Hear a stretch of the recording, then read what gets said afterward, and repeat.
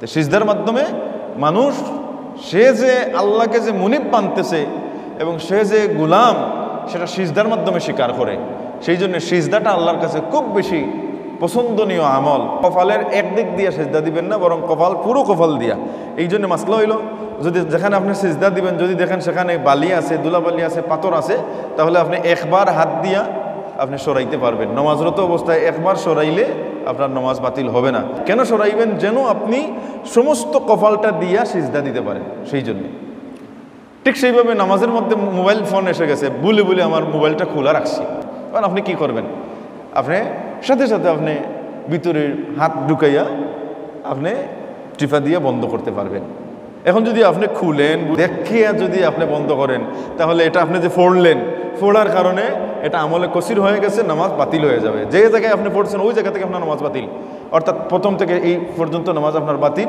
এখান থেকে আপনি আল্লাহু আকবার বলে আবার ইমাম সাহেবের সাথে ইক্তেদা করতে হবে। এখন আপনার আমলে কাসির হইয়া আপনার নামাজ বাতিল হয়ে গেছে, অন্যান্য সবার নামাজ হইতেছে, কিন্তু আপনি নিজের দোষের কারণে নামাজ বাতিল করছেন। এখন যদি বলেন যে আমি যে একটা দায়িত্ব বিয়াজ আল ইমাম বলছি, তো কাজ হবে না। আপনি নিজে নিজের নামাজ নষ্ট করে ফেলতেছেন। হুজুর দায়িত্ব নিয়েছেন কেরাতের, হুজুর দায়িত্ব নেন নাই যে তুমি নামাজ ভঙ্গের কারণ ঘটাইয়া দিছো আর হুজুর শুধরাইয়া দিবেন, এই দায়িত্ব হুজুর নেন নাই বা নিবেনও না। তাহলে বোঝা গেল একটিফায় বন্ধ করতে পারি।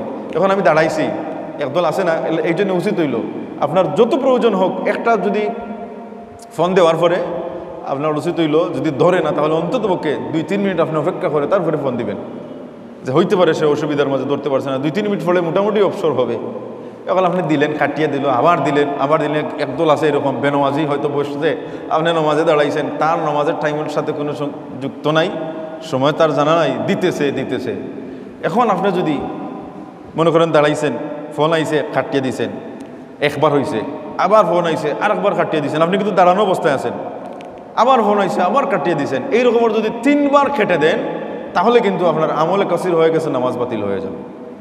তখন উচিত হইল আপনার নামাজ ভেঙ্গে আপনি আপনার মোবাইলকে ভালো রকম অফ করতে না জানলে ব্যাটারি খুলে আপনি সপ্তাহ পকেটের মধ্যে রেখে নামাজ পড়বেন, আবার ওখান থেকে শুরু করবেন।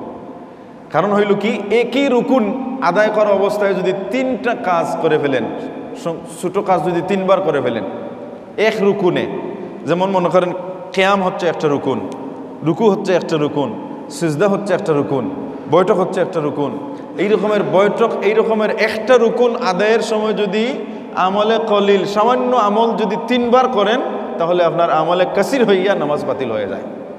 বুঝছেন বিষয়টা? এই জন্যে মনে করেন আপনি দাঁড়াইছেন, এইবারে একবার খাজুইছেন, শেষ। আর একবার ওদিকে খাজুইছেন 2 বার, আরেকবার ওইদিকে খাইছেন 3 বার, নামাজ বাতিল হয়ে গেছে।